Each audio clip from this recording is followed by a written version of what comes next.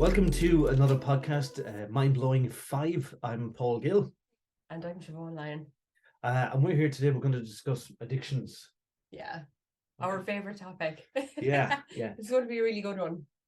And you see, I suppose addictions are relevant to everybody. I mean, everybody I think has an addicted personality, you know. Yeah. So if I ask you where your interest in addiction comes from, what would you say? I would say, like, the first thing that pops into my head is probably like the degree I got initially is in addiction. But I think like the reason why I went for that is because I couldn't get into psychology. Right. I Addiction had to accept you. School, you know, Right. so Yeah. They didn't want no you. choice. Yeah, Their yeah. loss. Their Yeah. loss. Oh, thank you, sweetie.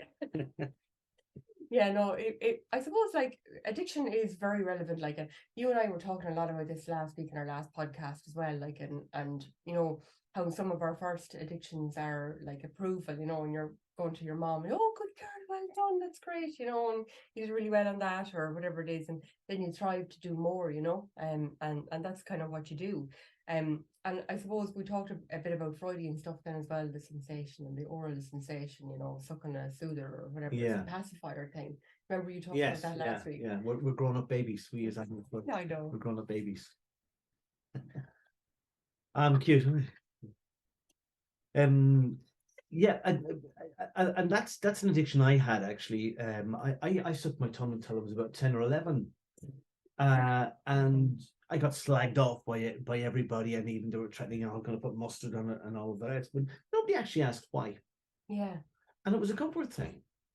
Yeah. That I'd learned as a child. Yeah. And in moments when I needed comfort, I would suck my tongue. Yeah. Some people have a teddy or a dolly or a thumb or a blankie or whatever. You know, there's lots of different ways that we help ourselves, I suppose, and self-soothe and comfort ourselves. And that's exactly what it is, self-soothing. And then, you know, we as adults, as I said, we're grown-up babies. So what do we replace the tongue with?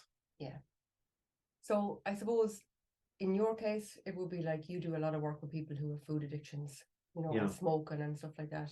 I definitely smoked, you know, for the part of my youth, I suppose, in my teens. That would have been one of my first big addictions, I suppose, was really smoking. Yeah. And then I progressed on to alcohol and lots of illicit drugs. You get life experience. Yeah, there was loads of that kind of thing there. But I think as well, in my own experience, I'd say that like my addiction started because of trauma. So I would say that there's always a cause and effect for these things. So where we go back and we're learning that, you know, food is a comfort, or it's a soother is a comforter, it's a way of coping with things. So is drinking, you know what I mean? I used to drink to fill that void inside, you know what I mean? And make myself feel better. And a lot of the clients that I work with do something very similar, you know, they drink or they take drugs or they overeat or they smoke. Yeah, you're not just limited to one addiction. Yeah. Well, you were touching on that last week, weren't you?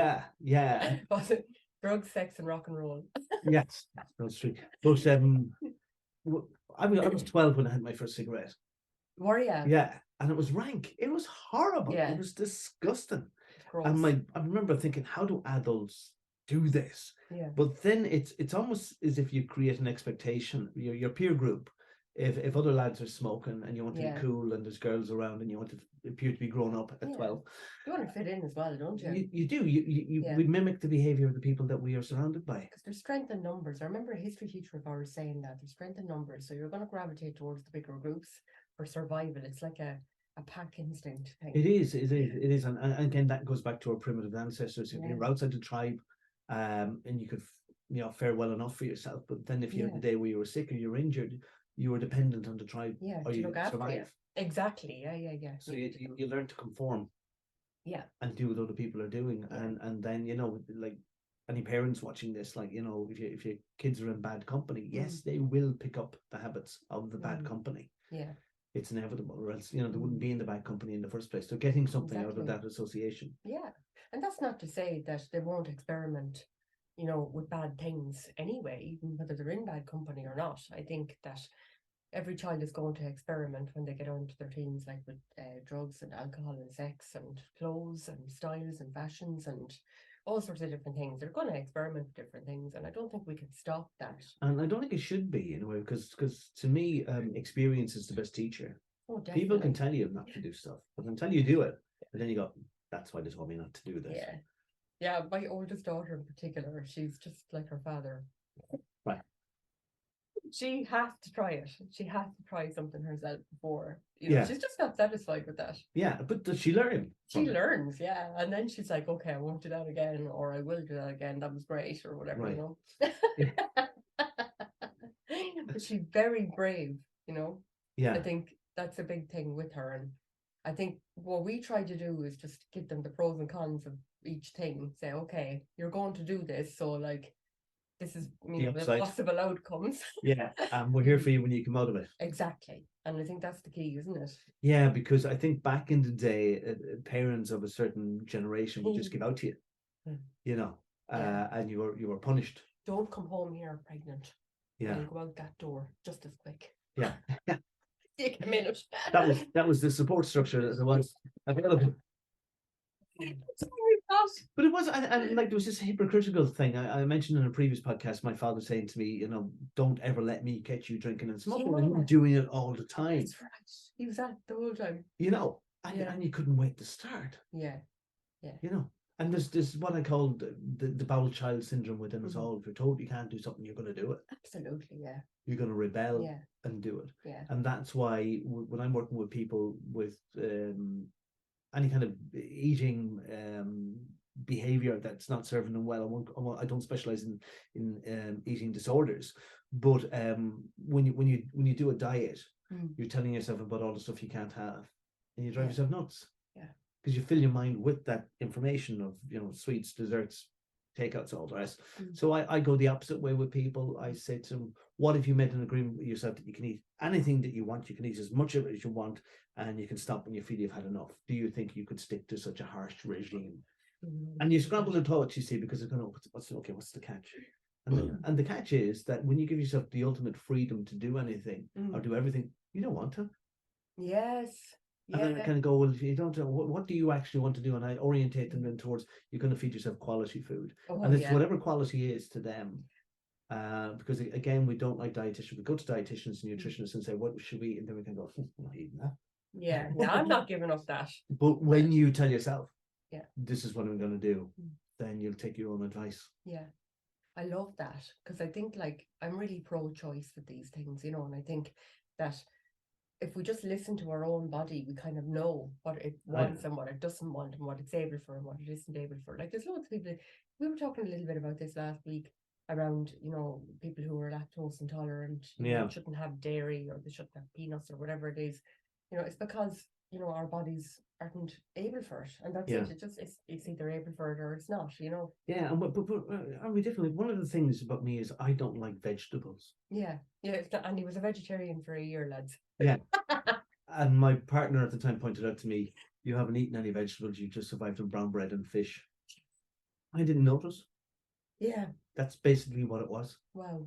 I'll eat vegetables now under protest, or because I have to, or I got my bloods done there a few weeks back, and the doctor said, your iron is a bit low. Do you eat vegetables?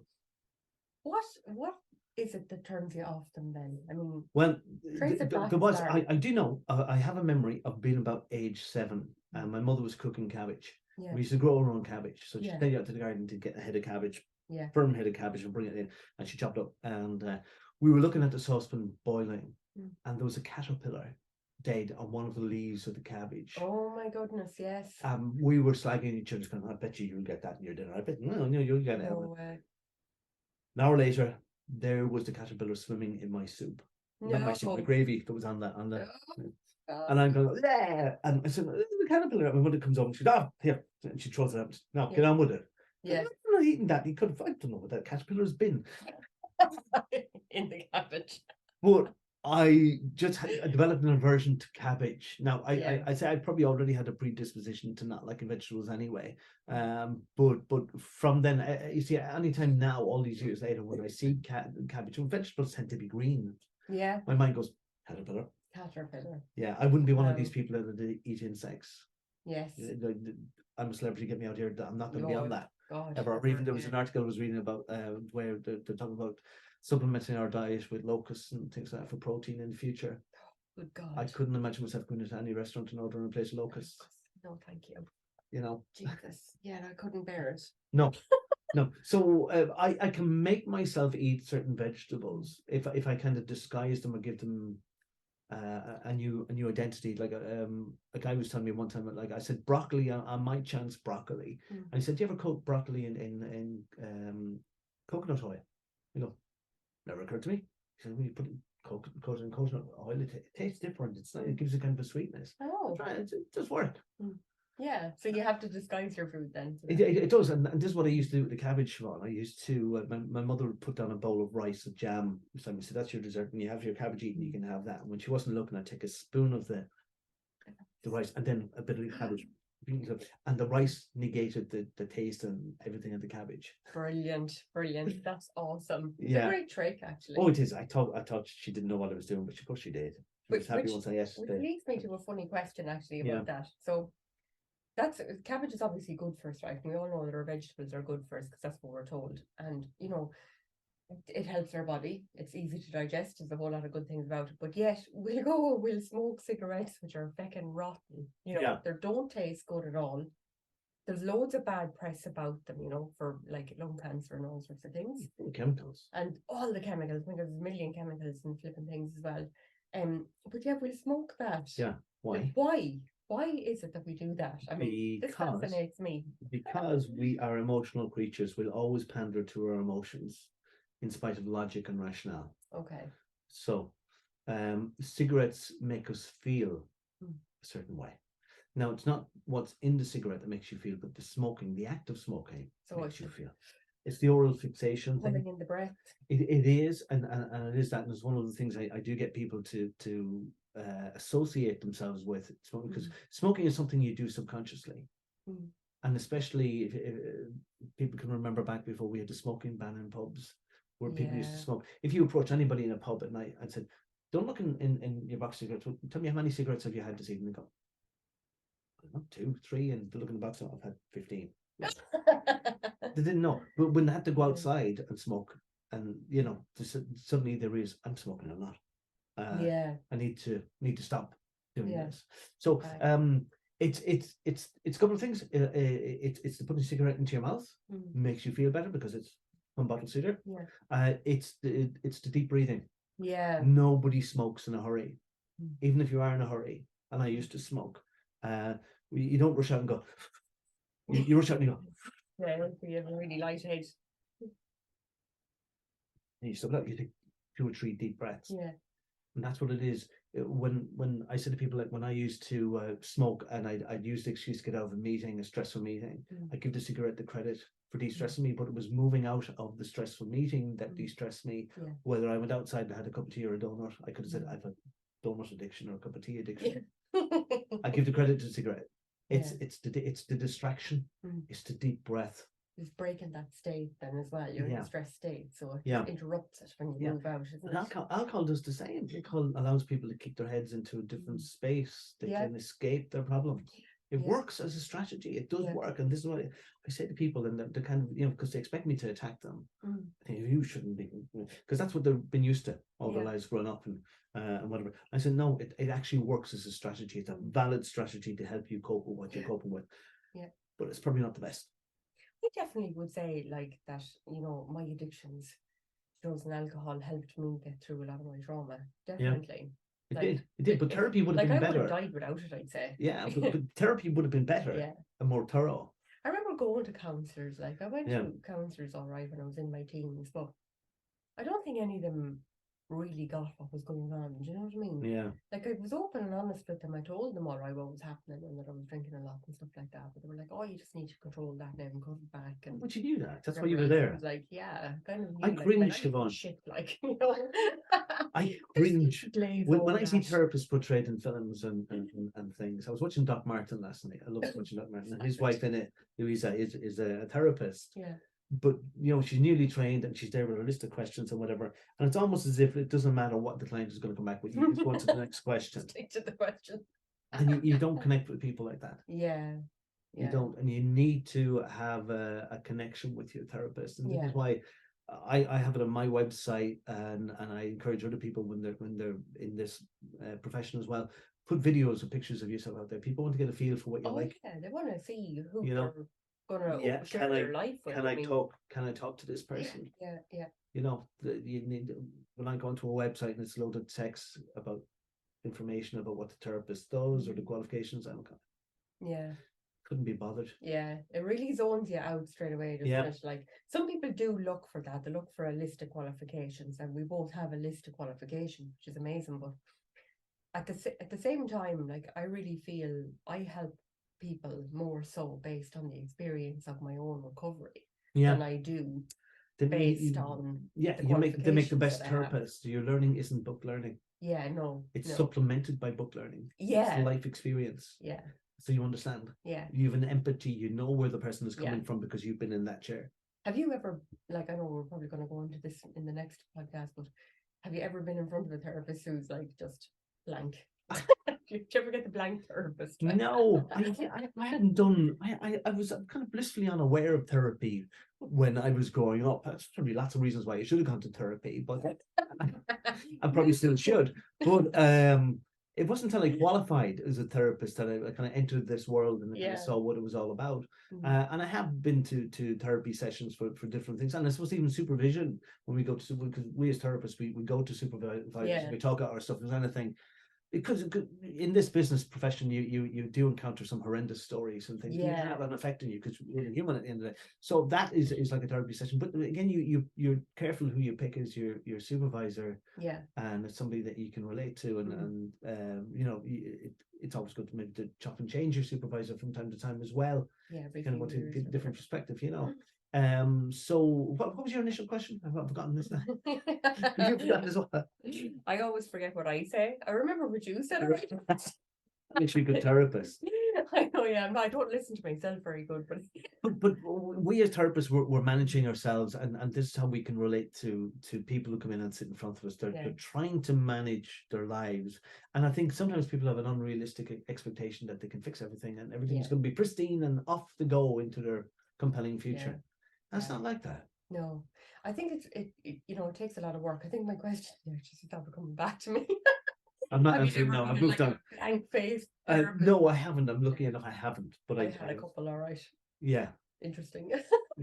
But I think it's just that they don't have the same experiences, or they haven't had much in the way of life experience, you know, or I don't know how to describe it. It's like, if they haven't had a similar experience to the problem that you're arriving with, then it's very hard to connect with them, you know? Yeah, and I think being a therapist is a vocation. Yeah, it definitely is. So you need to want to be. If you've kind of just wandered into the profession, or if it's part of your job as, you know, something else being part of your job, you know, do it. You go through the motions of it, but you're no good to anybody. Yeah, including yourself. Really highly effective or anything. Yeah. So going back to, I suppose, the addictions and that, like, that's really why I think groups like AA and NA and places like that really work well. I remember seeing a big meta research done before, and it took into account like solution focused based therapy, motivational interview, and cognitive behavioral therapy. So these are all different types of therapy that you would use to treat people with different disorders or addictions or whatever. And also then a 12-step program, and they all fared out pretty balanced. I was like, wow, you know, that's kind of amazing, because I would have expected the 12-step program to come out on top, you know, but then I suppose the 12-step program, there's not professionals, like, they're just people sharing their stories there, you know. You get a bit of a mixed bag in there, you know. Some people are well and others are not. There's no therapy that suits everybody. You have to find the approach that suits you. This is the thing, because I was talking to a guy one time, and he'd been through the 12-step thing too, and he was talking about, you know, you give it all over to a higher power. And I said, well, what if you don't believe in a higher power? I said, well, it doesn't have to be God. And I said that the chair could be a higher power or whatever. But he kind of missed the point. Like, if you don't believe in a higher power, whether it's God or whether it's a chair, or you don't believe in any of that, it means then that you have to be like self-sufficient, that you fix it from within yourself, which is what you're going to be doing anyways.